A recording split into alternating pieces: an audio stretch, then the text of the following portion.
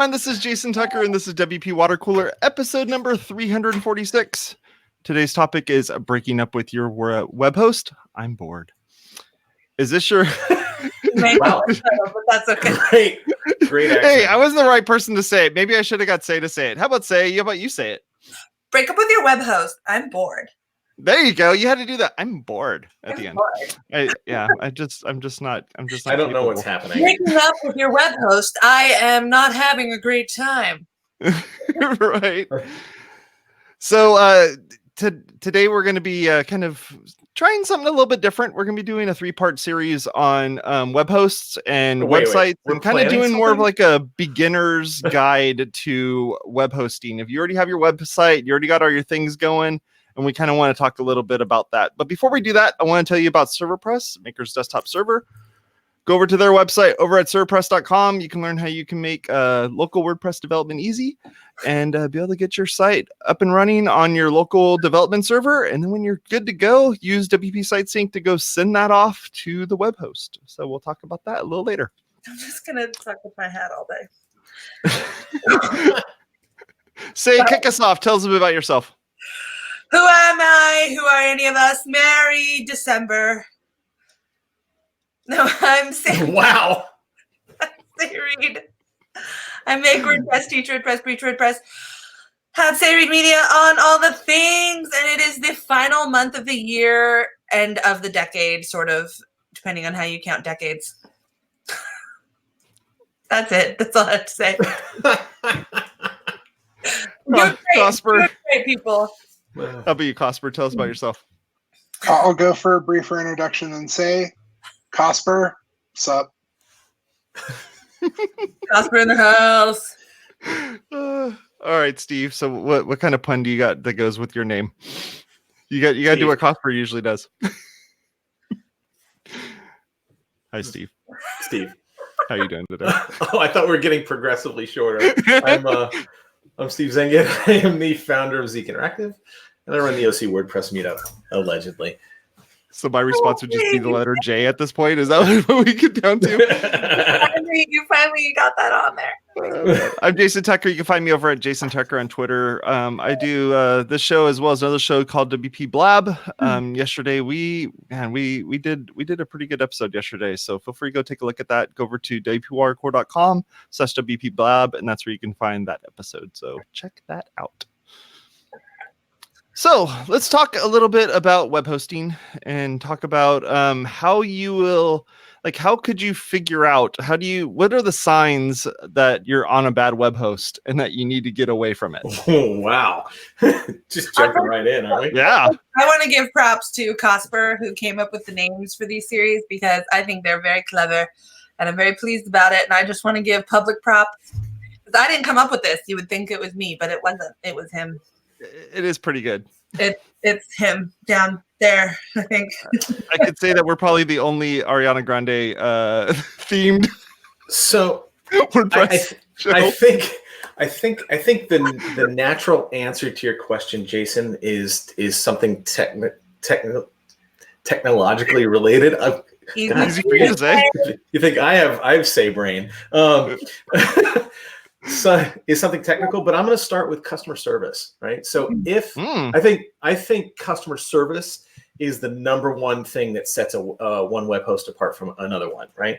To be honest, the decent web hosts, the web hosts that you actually pay some decent amount of money for, are all kind of the same. They're all sort of selling the same hardware. I know there's differences, but there's a lot of commonalities. Customer service is the thing that sets them apart. So if you're not getting good customer service, prompt responses, any customer service, I think that's a pretty big red flag.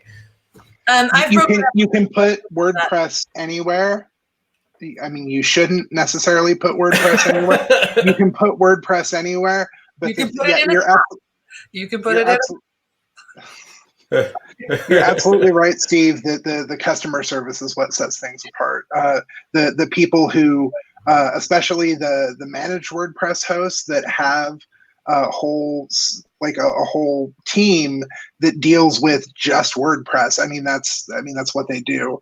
A lot of the shared hosts nowadays have dedicated WordPress people, but a lot of times those folks are overworked because they're just a handful of people.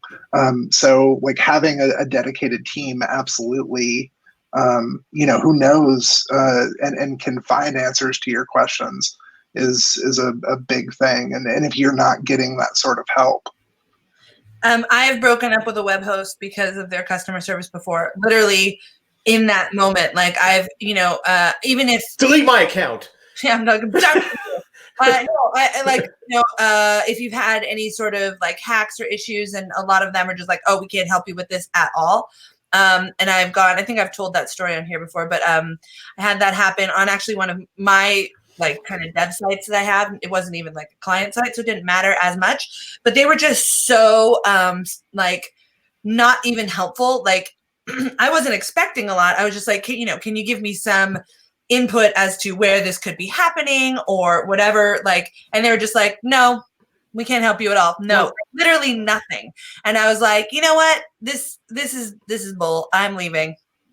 It was a specific kind of conversation to look for from customer support that is a red flag is something that goes like this, right? Hey, I'm having a problem with my WordPress site. I'm sorry, our support stops at your software, right? So we're supporting the OS and we're supporting the hardware, but this is your application, and so we don't support it, right? If you're getting that kind of conversation from your web host, bolt. Yeah, I mean, in this instance, this was actually a server thing. It had nothing even to do with, the software at all. So it actually was their issue. So, but that's to your point. But I want to say, so that means that communication is the first reason to break up with your bad communication. Wow. If you're having communication issues. This whole episode sounds like a life lesson. Yeah, we're drawing some parallels. So that would be a good reason if they're not listening to your problems. Yeah. they're like, I don't care about your problems. Not my problem. That's a red flag. It's not my problem. I was going to say, speaking of hardware problems, as well as not listening to your needs, in a lot of cases, if you have found that while trying to work through issues, your host is trying to just constantly upsell you on the next thing. Mm-hmm. If you run into, you get upsold on something, and then a couple months later you get tried to upsold again, that's probably a good indication that your host doesn't know what's going on and is just trying to wring as much money out of you before you leave. Also, it's site lock. If they're like, oh, all you need is site lock and that'll solve your problem. Site lock never solves your problem. Site lock does not patch any of the holes. You were going to pay a ton of money out of the nose for site lock, and then you're still going to have the same problems repeatedly. So if site lock is their solution, they're bunk. Not that site lock is bad. What do you have against site lock? It doesn't work. It doesn't patch the holes. It literally doesn't work. I think they're trying to use site lock for something it's not meant for, right? Yeah, as a solution for a hack in general. They're like, oh, just get this, because it's really just an upsell of a product that's not even solving the problem that you're generally having. Yeah, absolutely. And what to Casper's point, a customer service agent may not be doing what you're suggesting maliciously, right? They may just look at your application, say it's running slow, and so their solution is add more RAM, add more stuff, add more hardware, add something, right? So it might not even be malicious. That just may be part of their script, right? If a site's running slow, you put more resources behind it. That's just that's how they get there. Throw money at it. What's that? Well, throw anything at it, throw resources at it. But that's putting a Band-Aid on to a problem, not actually understanding the core root of the problem. And you said an interesting thing, Steve. They're working off their script. If they're working off of a script, that is probably not a good indication that they can help you when you actually need help. They're just a pickup artist. Yeah, absolutely. They're trying to neg you. They're like, it's your site's fault. Like, your site's just, it's your image that's their fault. I forgot what I was going to say because that was so funny. I'm glad you gave yourself props. I'm just outside of support. I think another thing is if there are some basic things that most web hosts do that this one is not doing. So, for instance, SSL certificates, if they're not using Let's Encrypt just out of the box or something similar, then they're making you pay for something that really everyone else is giving you for free. And at this point, the whole web should be SSL'd. You know. If they don't offer Let's Encrypt at all, then that's a big red flag because they might say like, oh, we have a premium SSL version and you can also get Let's Encrypt over here if you want. You know, like at least they're then giving you that option. But if they're like, it's not even an option and you have to pay like $80 a year for your encryption, which I think, to my knowledge, is still GoDaddy. Just I think that, I don't know, last time I checked, they were not offering the Let's Encrypt, but don't hold me to that. Correct. Isn't Let's Encrypt free? Yeah, it is. Okay, but you don't pay somebody for free, and if you're selling SSL certificates, then that makes it a little difficult. I get that. For instance, if Komodo got into the web hosting game, right? So Komodo's like, maybe they are, I don't know, but let's say that Komodo got into the WordPress web hosting game, they would do the exact same thing. They would tell you straight up, like, no, you shouldn't use Let's Encrypt. Like, you need the EV version of this cert, and you got to buy this thing, and it's $300. Like, please buy this thing. That's what they would do. Like any of these other companies. To be fair, Let's Encrypt something at GoDaddy scale, where GoDaddy has television commercials, Super Bowl commercials, etc. Having Let's Encrypt and trying to hit the Let's Encrypt servers for every domain that GoDaddy hosts would kill the Let's Encrypt servers. That's an interesting perspective. I hadn't thought about it that way. Yeah, I mean, they should be offering free or low-cost SSL certificates. Absolutely. However, hitting Let's Encrypt at that scale would be a mess. So they need Go Encrypt is what you're saying. And if they do that, I want to cut. I'm going to look right now because we shouldn't give off bad information. I don't want to. Last I looked, like every other episode. Why start now? No, so they do offer it. It looks like so. What about dashboards? Is a dashboard a thing that you need to worry about? Is this something that you only interact with every once in a while? I think. Really what's your opinion on that? I think what you're talking about is ease of use and user experience. Yeah, you can install it. They don't necessarily offer it inherently. Are we still talking about Let's Encrypt? Yeah, I want to be accurate. I don't want to incur the wrath of that because I think GoDaddy. That seems to happen. So Jason, you ask an excellent question about usability, right? User experience, ease of use of managing your sites, right? Yep. And so I believe, this is my personal opinion, I believe we're past the days of cPanel. Right. If you turn on your web hosting and your web host sends you a cPanel login, right, and that's your interface, run, find another web host. You know what? Are we past the days of shared hosting?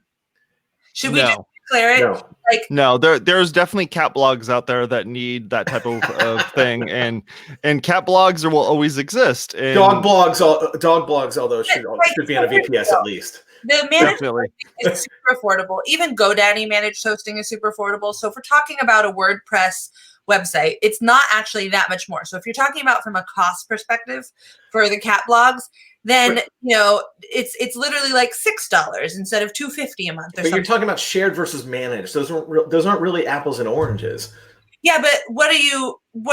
Those aren't apples to apples. Those are apples and oranges. They're apples and oranges. They're apples and persimmons. But like at a certain point in time, like a lot of this is geared, right? We're supposed to be like talking about for noobs or whatever. Like, why not go with a managed host? Like, why wouldn't that just be the place that you would want to upgrade to? Because at this point, like a bunch of different like email addresses maybe that you might be able to get with a cPanel or with a shared host. Like, what is really in most cases for most small businesses or small blogs, I kind of feel like they should go with a managed host, or even WordPress.com as a managed host. But again, I think you're talking about a very vague term, right? Not all managed hosting is the same, right? There's a lot of people that say that they're managed hosts, and I have expectations about what a managed host is, and they're not. Well, I mean, you have managed host that goes from just SiteGround says they have managed hosting that is not even remotely managed hosting, all the way to WP Engine or like can't remember their name right now. Pressable, Liquid Web. Those are all good managed hosts. No, it's the other press, the one that's in Arizona. With the Pagely. Pagely, yeah. Pagely. the one that says press that doesn't both start with a P. It's close. So you've got this spectrum of like, super managed hosting versus like, really lightly managed hosting. Yes, but why not get on that train? I feel like that is a reason enough to switch web host if you're on a shared host, because it's just going to make your life easier. It's going to make updates easier. It's going to make getting help with actual WordPress. I think it depends on how much you value your time. This is pretty interesting, though, what JD's saying on YouTube. And if you want to leave a comment, feel free to do so. But that you can, see, I would hate to have a really crappy, control panel that's not, cPanel if they just went and made their own crappy one. I'm saying, like, totally agree. And cPanel's gotten a lot better, but like, why? What would be the option on a shared host other than cPanel that would make it not worth just bumping up to managed hosting? Like what would you say? You're like, if they have cPanel, run, but stay on shared hosting, what would be the other alternative? Like, isn't that like I've used web hosts that use something like Webmin, where it's like it's not really a fully branded thing, and it's not bad. It's not amazing, but I'll give a shout out to my former employer from many years back that has had a custom control panel, and I think it's great. Is DreamHost? DreamHost does a fantastic job with a custom control panel, and it doesn't. I mean, it's not cPanel. There's not a lot of love in this crowd for cPanel. I'm sure that there are people watching it just like, what's your problem with cPanel? It's great. Like I get so much done in it. Look, it's great. It's fine. It's fine if you're used to cPanel and if you're a techie. But if you're a business person that doesn't want to deal with the technology part, and you're just trying to do this stuff, right? cPanel's not going to cut it. Why wouldn't that person just want to bump to managed hosting then? That's my question. Why would they still use shared hosting and deal with any panel, any UI where they have to manage that out instead of bumping to web managed hosting? I'm totally with you. It just, again, it depends on how much you value your time and the site that you're building. Yeah. I mean, DreamHost? I love DreamPress. Like, that is basically my current go-to for all recommendations, especially for the sites that aren't really ready for WP Engine, like, because that's kind of top tier, and it's actually a little more complicated than, dealing with their stuff is slightly more complicated than dealing with just your average dashboard or your average host. But DreamPress has a great UI. It's so easy, and it just pops up, it's just there, and it's not even trying to take over everything like GoDaddy's managed hosting, where there's like, a whole layer of their own themes and their own world in between you and WordPress, which is what GoDaddy's done. Not necessarily badly. They've done a good job at that, but they're still separating you in an essence from the core WordPress experience. So I'm not hating on their managed WordPress hosting, GoDaddy's, but I do love DreamPress. But we're not talking about a big gap in price, right? I've got WP Engine and Liquid Web pulled up on my screen, and I'm looking at their starting packages, right? They both start at $29 a month. Well, yeah, and DreamPress starts at $14, I think. Doesn't your dog deserve a good web host? Your cat does not. Your dog absolutely does. Hey, I wanted to change to kind of change lanes a little bit here and switch to something else. So one of the things you mentioned, and man, I was really scared to even mention it because I know it's going to be this monster rabbit hole, but email hosting. So the one thing I really hate is having my email hosted on the same exact server that my website's hosted on. And I can give you one big, huge reason for it. And that's because of the simple fact that you have bad neighbors. and bad neighbors are sending out bad spams, and those bad spams are going to break your ability to send out emails to your customers. So in addition to spam and not having great spam filters on basic web, like shared hosting email, you also have the issue of where are you doing that email? Like I have folks who are, had a long shared hosting site history or whatever. They're still using webmail, like squirrel mail or freaking cube. What the heck, cube? You guys all just like, like the other option is to hook that stuff up into your Outlook or your mail on your computer, and for a business to store all of your business records and email on your computer is basically begging to have all of your records disappeared. And and then keeping them on the server just monster eats up all of your server space. So this is another reason why I'm saying I don't think in any way that shared hosting email is worth the shared price. So you should be paying for email off of that server anyway. Well, this is kind of tangential to what we're talking about, but you shouldn't have your email there anyway, because when you want to move hosts, right? Moving email is a lot harder than moving a website. There's not like, basically if it's on your server, I just have everyone port everything to Gmail. Just figure you're going to lose all that email and you're starting over again. You're starting your inbox over again. So in no way, obviously none of us then recommend using the email via shared hosting, right? No. Don't want it. Absolutely. No. So there's plenty of other places that you could do that. And next episode, we'll definitely be talking about how we're going to move those emails if we need to and all of that sort of thing. Dude, that by itself will take 4 episodes. But so I again ask then, what is the even purpose at this point of shared hosting for someone who is a user, not a techie, and DIYing their own cat log? Why? What's the point?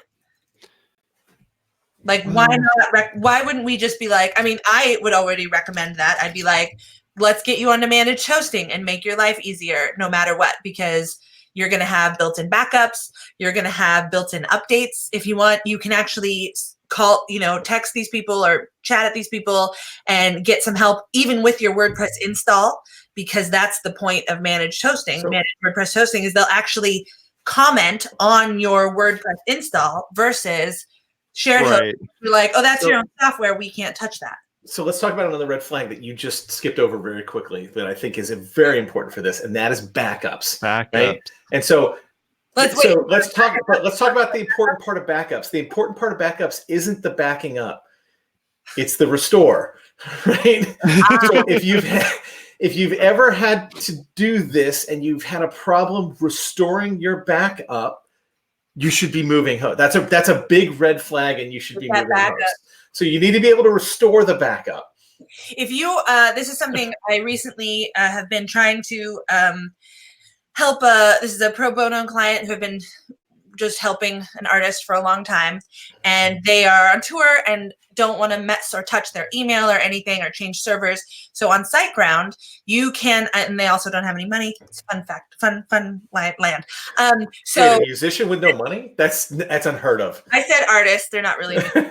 But same.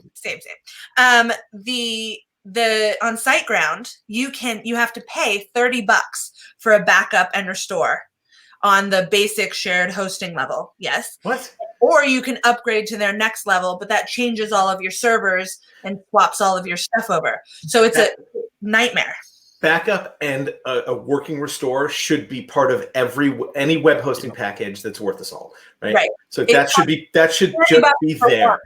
$30 for one. Okay. So anyway, if your host isn't offering you backups, you need to switch. Yeah. You need to bounce. As Jason said, you need to bounce.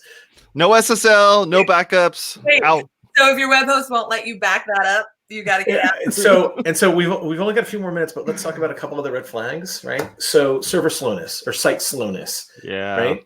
Now that's not an automatic red flag, right?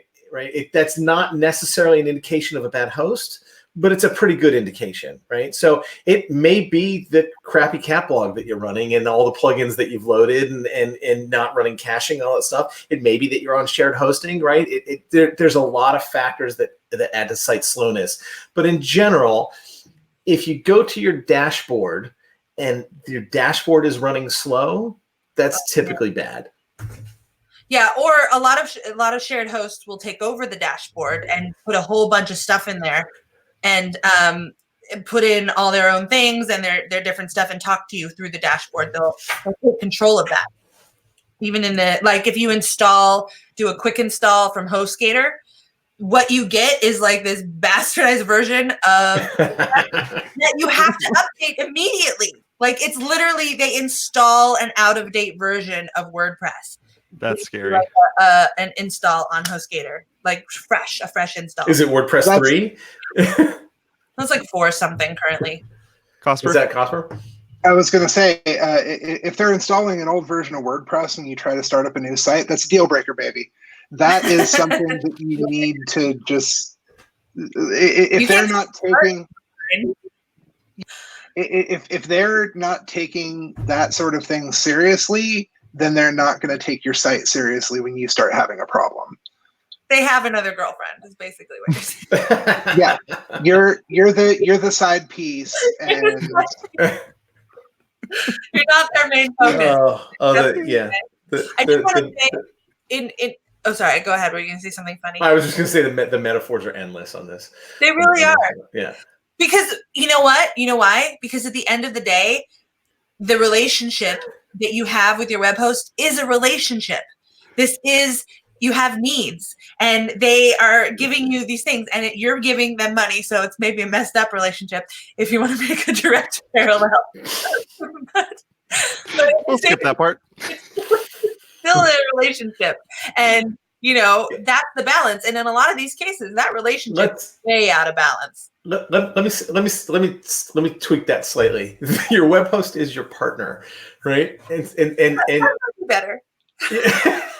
And so, and they do need to be a trusted business partner for you. I like mine better though. Yours is good. I wasn't negating yours. I was just adding. You shouldn't be picking up cheap web hosts on the strip. It's not going to be web host. Well, right. Yeah. Actually, Cosper's got something to say, but I have a clarification question for you there. What defines cheap web hosting? What's the dollar amount? This is for Cosper? No, I was going to ask anybody because you said cheap web hosting. What defines it? So GoDaddy's managed hosting, which gives you a basic WordPress install, assistance with your WordPress. Doesn't give you, actually, I think it does even include like one email or something like that. But through GoDaddy's email and whatever that is $6.99 a month, which is how much shared hosting used to be before shared hosting went down to like $2 a month. So cheap doesn't necessarily mean inexpensive. Yeah. Well, cheap means that the dollar cost is low. And honestly, that is what a lot of people are looking at. Yeah, but I don't know if that correlates anymore because I'm looking at the pricing sheet. I'm looking at the pricing page for GoDaddy managed hosting, right? Yeah, right. Their basic is $6.99, but their ultimate package, which is their third out of 4, is $13 a month. It's $12.99 a month. $20 a month when you renew. Okay. Still, so $20 a month, is that I consider that pretty cheap. Yeah, but we're also talking inexpensive. Or the $10 a month without the renewal discount or whatever thing for the cheapest one, which is what the cat blog that Jason's always talking about would need, right? Like totally sufficient. Why would you switch to that? And I got to tell you, GoDaddy is not one of my hosts. It's not one that I use, but the GoDaddy managed WordPress hosting is good. That's what I'm telling you. So that's good. At what point is it just like if you're on shared hosting, you gotta bounce at this point? Like, are you like who's recommending that anymore? Not me. You? The Google ads. Google ads. I mean, I think it's done. I mean, the only difference is if you're actually techie-ish or want to be techie and want to try to run different types of things, or you want to have access to your server, which for the general user, they're like, "What's a server?" So they don't need access to it. Like no one. I just did a search for the best cheap web hosting services of 2019. Like, HostGator, right? Yeah. Which I'm not recommending anybody do this, right? But these are the things that come up on a web search. Although DreamHost comes up second, so that's good. We'll definitely have those in the show notes. I hate to tell you this, but it's been 30 minutes. Time is up. What? Cosper, 30 minutes more time for time. Cosper. You like set it all up for Cosper to hit that ball, and it just never happened. Cosper, go real quick. Give him 30 seconds. I was going to say we'll follow up in the next episode about moving your site to another host. Something that Steve was talking about when it comes to speed, and something Matt from Site District talks about when he gives talks at WordCamps is if you think your site is slow, move it to another host, especially since a lot of these hosts have free trials, and see how fast it performs on another host. There's a plugin by the Blog Vault folks. I'll give it to Jason so he can get it in show notes, called Migrate Guru, and it will move you from any host to any host. When we're talking about things, Yes, love it. Yes. So get started on that and try it out before the next episode. Let's just and we'll drill into it more. The final thing is a final red flag is if performance is bad, you got to bounce. Oh my God, isn't that true of life?